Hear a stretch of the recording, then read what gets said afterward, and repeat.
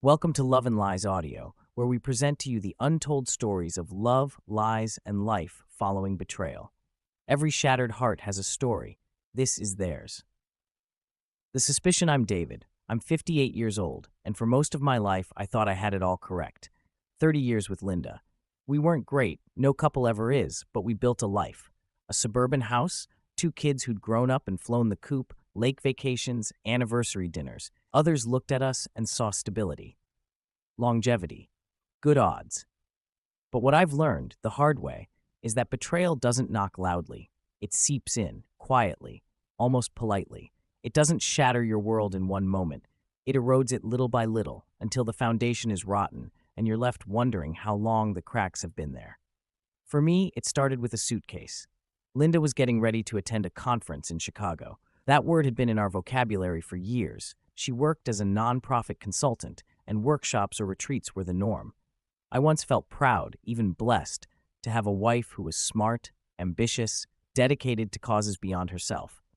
But this time, I rose and watched her put clothes in the bed. Silk blouses. A dress I'd only ever seen her wear one time, on a date night years ago. High heels she'd always complain were too tight. And perfume, the good stuff she only wore on anniversaries. Charming the boardroom? I kidded. She froze, stock still for a moment before she smiled.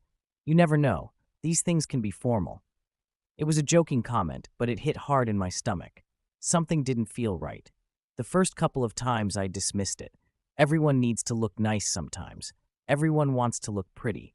But little bells were ringing. She became secretive about her phone. Not just carrying it, but possessing it, even in the bathroom.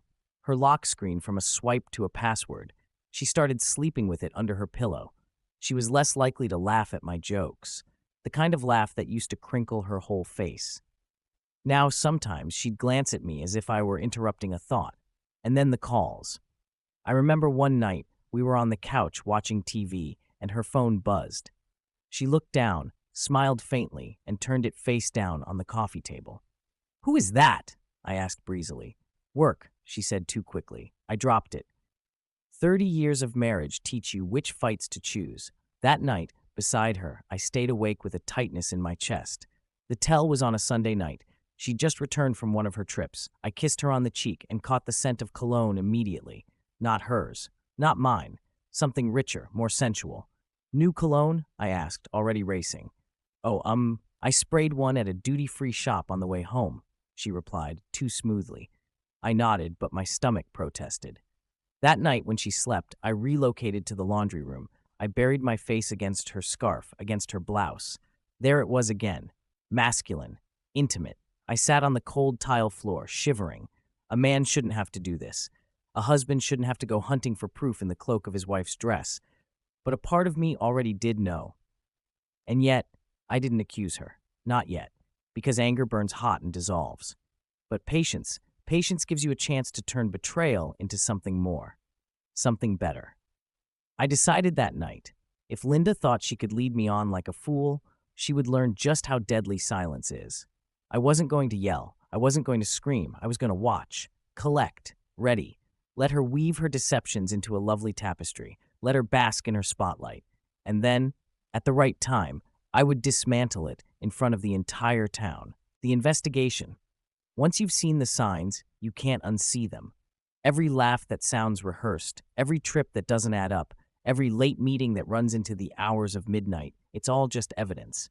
And once your intuition has the truth, you start to see the cracks everywhere. I tried at first to talk myself into believing I was paranoid. 30 years together, kids, mortgages, Christmas mornings. How would she throw that away? But love is a fool maker for men. It makes you second-guess yourself when you need to trust your instincts. So I decided to stop second-guessing. I decided to accumulate facts. Step 1. The statements.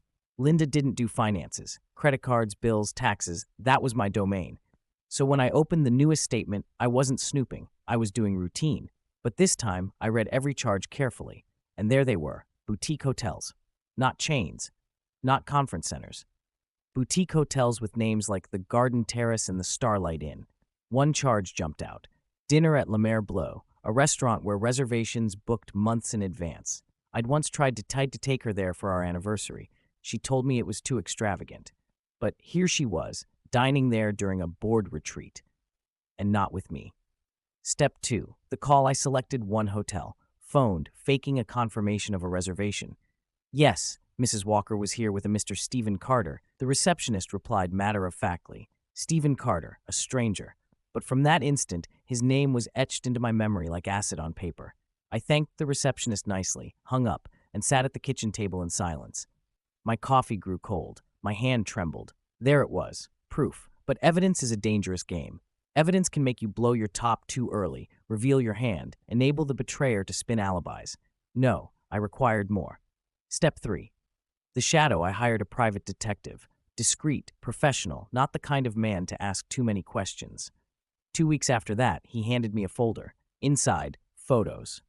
Linda and Stephen at a wine bar, snuggled up, hands touching. Another of the two of them in front of a hotel, kissing, her head tossed back in a way that used to be mine. I spent hours poring over those photos. My chest hurt, my head throbbed, but beneath the pain was something new, clarity. She was not having an affair. She had a different life, the quiet torture. Living with knowledge that you can't share is a special kind of hell. I brewed her coffee each morning, just the way she liked it. She smiled, kissed my cheek, said, "You're too good to me." I'd nod, while in my mind repeating her kissing another man. I slept next to her each night, listening to her steady breathing, speculating if she was dreaming of him. She thought she was being clever, thought she was getting away unseen. But I witnessed it all. It hollowed me out. I drank more. Lonely late-night walks became routine. Friends asked if I was okay. I smiled, told them I was fatigued, but inside of me, a fire was kindling. The perfect stage. That evening, Linda came home beaming. "This summer's gala is going to be huge," she said. "Stephen is trying to line up sponsors." There it was, the key, the perfect stage. Linda's gala was her pièce de résistance every year. Donors, co-workers, friends, her moment to be in the spotlight. She lived for the spotlight of that night, for the applause and praise, and she had just provided me with the opportunity to turn that spotlight into a death lamp. I grinned, cool as ever. "That's wonderful, darling. Let me know how I can help." She kissed my cheek, unsuspecting. In my mind, I was already writing her death. The trap. Once I had the photos and the receipts, once the evidence sat in a neat manila folder on my office desk like a tiny weighted heart, the rest was logistics. Revenge, at least the kind I wanted, wasn't drama. It was planning. It was waiting. It was 1,000 tiny, boring decisions made with a cold reasoning. I told him I wasn't being cruel. I told him I was reclaiming what was mine. The truth was simpler and uglier. I wanted her to feel the same small, sharp humiliation that had taken root in me the moment I saw that first hotel charge. I wanted her world to tilt. I wanted the people she loved and trusted to get a good look at who she was when she didn't believe anyone was looking. Her benefit was her perfect instrument. It held everything that she cared for: money, status, a gathering of people who paid attention when she spoke. It represented something to her. It represented all. To unmask her, there would not be a cheap shot. It would be a dismantling. First, I determined who needed to be informed. Not everybody. I wanted the right echoes in the right chambers. I was making a list on a legal pad. Board members, long-term donors, some friends who had been following our marriage for years and who respected me. People whose opinions would have weight in the limited social circle Linda moved. Then I crafted the message that I would email to each of them. I did not sensationalize. I didn't need to. The facts were incisive enough. I emailed subtle missives, diplomatically worded, anonymous in voice but factual in content. "If you care about this organization, you should know," one of them stated. "We cannot have compromised leadership. No threats, no theatrics. Just the truth nestled in a professional demeanor." Some of them ignored it.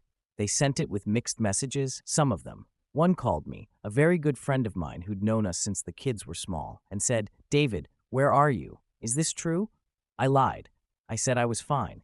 He said, "I'll be there." That's all I needed. And then there was the tech. Linda entrusted me with techie little things. My aversion to the limelight made me an ideal backstage hand. I volunteered to manage the slideshow for the gala, a believable task. I'd cycle through the montage of projects, highlight donors, cue the videos. No one imagined the guy who never craved attention could be behind the stage. I rehearsed for 3 weeks. I rehearsed the quirks of the projector, the lag on the dimmer switch, the way the microphone picked up breaths. I wrote the captions I wanted to appear beneath photos, practiced gestures I would make when the screen shifted. I pictured faces: Linda's face, Stephen's face, the donors' faces, and I tempered anger with an otherworldly calm. There was a terrible beauty to that piece. If you know exactly what you're going to do, your hands don't tremble. I also prepared lines of retreat. What if someone recognized the images? What if I was confronted by a friend midway?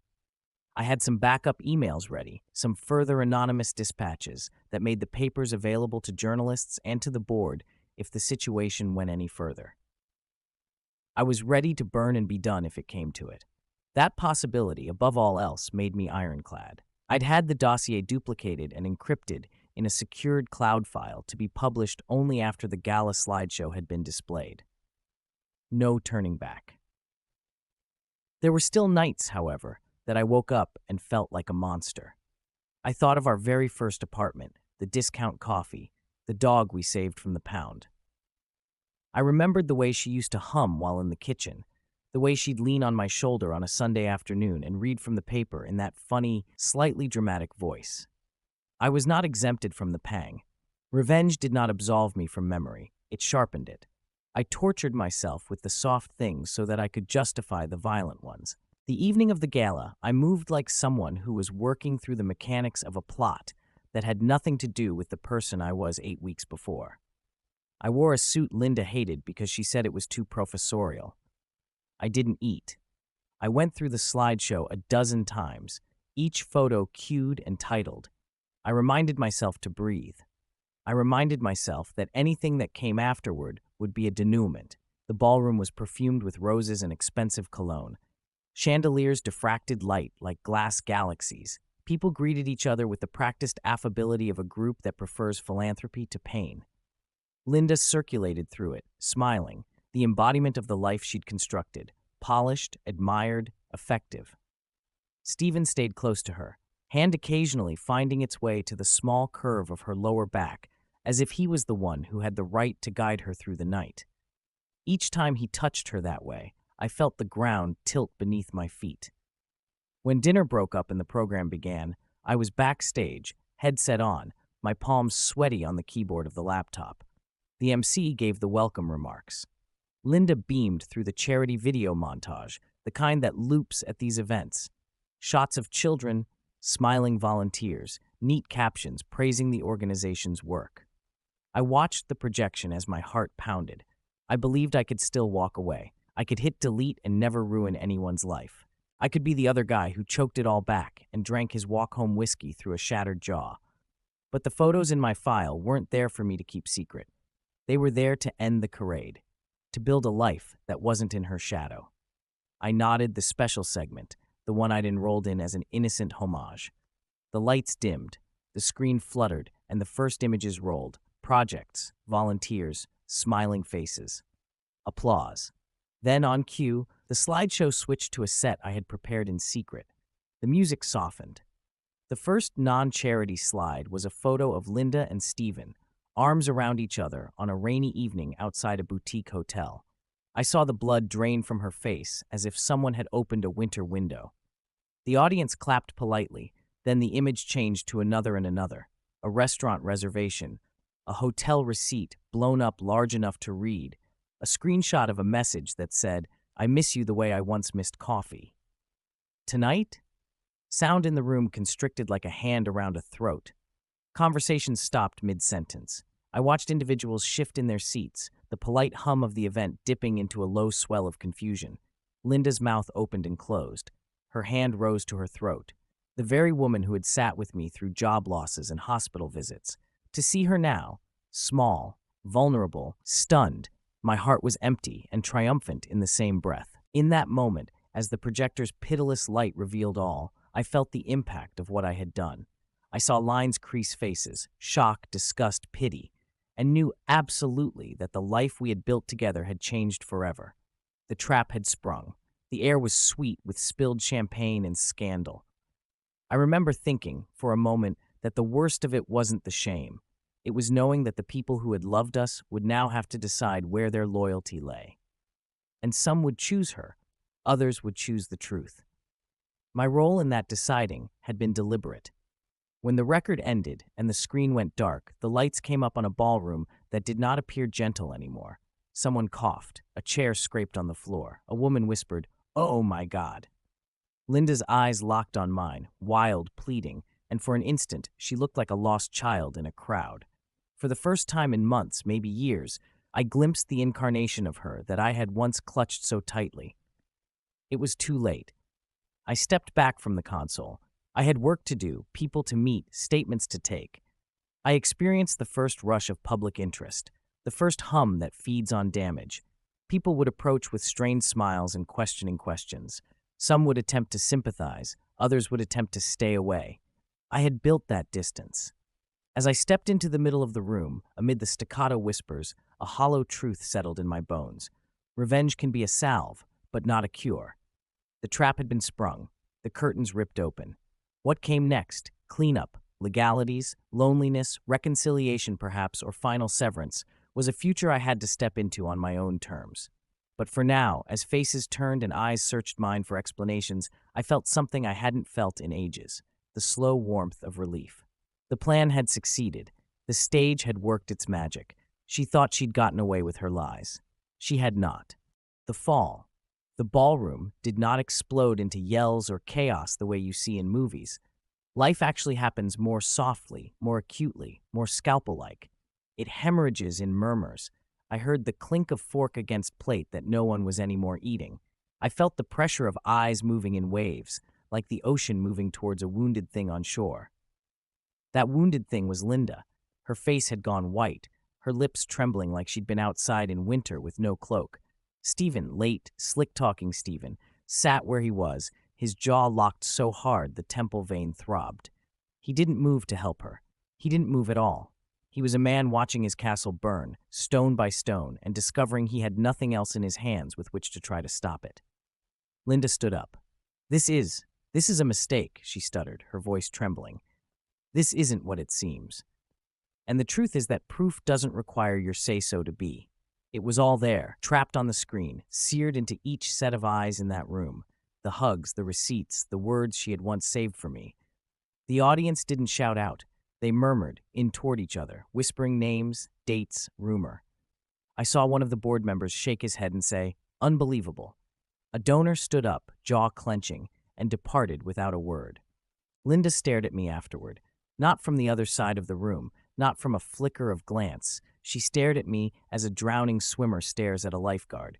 Her eyes begged, not for forgiveness, not even for mercy. They begged for rescue from the shame, for me to undo what I had done. But I didn't budge. My body was stone. My silence was the answer she got. And then the whisper became a ripple. The ripple became distance. Friends, our friends, eddied away from her table, their smiles thin, their excuses ready. Individuals who had been toasting her genius an hour prior now sat frowning into their glasses, as if they hadn't seen a thing. Betrayal is not just personal. It travels, infecting all that it touches. Stephen was gone at last. He leaned over her, murmured something I couldn't hear, and then he was gone. Just that. No brush on her arm, no defense, no buffer. He left her to absorb the destruction for herself. That was when Linda broke. Her voice trembled as she tried once more. "Please, this isn't." But no one was listening anymore. The episode was already dead. I stepped forward then, not to save her, but to fill the space. "I regret intruding," I stated, voice firm, unruffled, amplified by the microphone held in my hand. "But truth, no matter how unpalatable, has its rightful place in the light. I shall say no more. The facts will suffice. Thanks for your time." Gasps. Some eyes narrowed, others widened. A few clapped, an unusual half-hearted clap that sounded more like slamming a coffin lid than clapping. Linda collapsed into her chair, trembling, tears obscuring the perfect makeup that had been her armor. She looked small, childlike, naked of all the masks she had worn to make her seem inviolable. For the first time in 3 decades, I had witnessed her helpless. And for the first time, I felt powerful. But it was not triumph that filled me. It was not joy. It was something harder, denser, a justice that didn't taste sweet, only necessary. Once the gala concluded, individuals shunned us. A few shook my hand firmly, a subdued "stay strong." Others refused to meet my gaze. Linda was given the silence, an exile made in real time. She attempted to talk to a friend of hers, a woman she'd known for 20 years, but the woman only pursed her lips into a thin line and excused herself. That stung harder than any slideshow could. We drove home by ourselves. I had been yearning for the quiet. I had wished she could feel the space between us that I had put there with that revelation. In my own car behind me, I saw through the rearview mirror her headlights quiver, swerve a little, as though she were lost on a road she'd driven 100 times. She tried to confront me at home. "How could you?" she panted, her voice riven. "You humiliated me. Do you know what you've done?" I regarded her, and for the first time in years I did not scream. I did not plead. I did not break. "I only revealed to them what you had already done," I explained. "I did not destroy you, Linda. You destroyed yourself. I merely reflected the mirror." She sat down on the couch, crying, shaking, trying to cobble together sentences that would not come. And I went ahead and walked by her, upstairs, slamming the door shut behind me with the decisiveness of a man who had no more to say. That night, lying alone in bed for the first time in decades, while the house remained quiet, save for the stifled sobs downstairs, I realized something important. Revenge was not the end. It was just the beginning. The gala had been the fall. Tomorrow would be the reckoning. The aftermath. The following morning, the house was quiet as a grave. Linda never set foot in the upstairs rooms. When I descended to the kitchen, she sat on the couch, covered by a throw blanket, staring into space. Her makeup was smudged, her eyes puffy, her lips dry from sobbing all night long. For a moment, I saw the girl I knew 3 decades ago, the girl with eyes full of laughter, the girl who waited at the bus stop for me, who once said, "I can't imagine a life without you." That girl no longer existed. What was sitting on the couch was a woman who had sold that life for cheap thrills and secrets. We didn't speak that morning. Not the gala, not the proof, not the silence. The air was too thick, too heavy. I made myself a cup of coffee, zipped up my jacket, and left for an hour-long walk. I didn't owe her words anymore. By the second day, the calls began. Not to me, no. People were too busy having her back. They called her, texted her, some demanding explanations, others cutting off relationships. One of her closest friends, a woman she'd known since college, left a voicemail that I accidentally overheard. "I stood up for you for years, Linda, and this is what you were doing. Never call me again." She sat in the dining room with the telephone cradled in her hands, as though it were some strange object. She did not cry this time. She just gazed at it, blank, as though waking to the cost of their gamble. In the meantime, word spread. Small town, big mouths. I couldn't even go grocery shopping without getting the flash of eye contact, the understanding head nods from the men, the pitying glances from the women. Some of them praised me on the courage I had shown. Others simply looked uncomfortable, as if betrayal were infectious, and they didn't want to get too close. I met with an attorney a week later. 30 years of marriage meant dealing with money, property, everything we'd built up together. The attorney wanted to know if I wanted to fight for the house. I shook my head. "The walls in here are dripped with lies," I said. "She can have it." The revenge had been out in the open. But freedom meant letting go. Linda had tried to fight with me first. "We can make it through this," she cried, her tone strained, begging. 30 years, you can't just throw that away. She had, though, thrown it away already, years before. With every lie, every venture, every whispered word to Stephen, she had been tearing us down brick by brick. The gala was only the moment everyone else became aware of what I had suffered in silence. She begged, she cried, she called me cruel. "You didn't have to do it like that," she complained one night, her voice icy. "You could have done it quietly. You wanted to humiliate you." I looked at her, calm, unruffled. "You were not quiet about your betrayal, Linda. You simply made sure I was the last to be informed. Now you were the last to be hidden." And no response to that. She folded in on herself, shriveled, aged years in days. The divorce went on. Papers were signed, property was divided, accounts were split. She received the house, the furniture, the things that had once been mine. I took my clothes, a few personal items, and my dignity. And that, my dignity, was priceless. Months passed. She tried half a dozen times to reach me. Emails, short texts, each one more anorexic than the last. "I'm sorry. Let's talk. I still love you." I never responded. Love doesn't leave you in hotel rooms and gasping over the phone. Love doesn't come back only when lights expose the truth. The gossip in the community turned into quiet. Soon, nobody spoke of her anymore. She was erased, isolated, her party invitations disappearing, her name struck from lists. Stephen did not return. He moved 2 states away, a ghost who left her with nothing but memory of his oaths. And me? I rebuilt, warily, slowly. I became accustomed to being alone with myself. I went traveling alone, took walks in parks I had not visited in decades, ate in diners by myself with a book and coffee, and knew I was not lonely. I was liberated. I was driving by one evening, a year later. I caught a glimpse of the old house. The curtains were closed, the paint flaking at the edges. A shadow passed behind the window, and for an instant I imagined I saw her, shoulders hunched over, a form trapped in the cage she constructed herself. I didn't wave. I didn't stop. I drove on. Because revenge isn't the gossip or the public humiliation or the slideshow. Those are sparks. The revenge is living well, freely, while the betrayer dies of the silence she made me keep. And that was the lesson I carried with me. She believed she stole 30 years from me. But what really happened is that she gave me the next 30, free from her lies. Time doesn't heal all wounds. That's what people tell themselves to justify pain. Time does something else. It gives you perspective, enough perspective to see what cut you open, how deep it did cut, and why you're still standing nonetheless. It's been years now since that ballroom night. Years since Linda's complexion turned gray, since the rumors devoured her, since I finally stood up straight after decades of stooping to the mirage of duty. Sometimes I wonder if I regret the way I discovered her. Could it have been kinder to stop short in solitude? To sit at the kitchen table, draw a diagonal line down the middle of a yellow legal pad, and depart without blood on the floor? But I remember the subtle ways she destroyed me. The late nights. The business trips.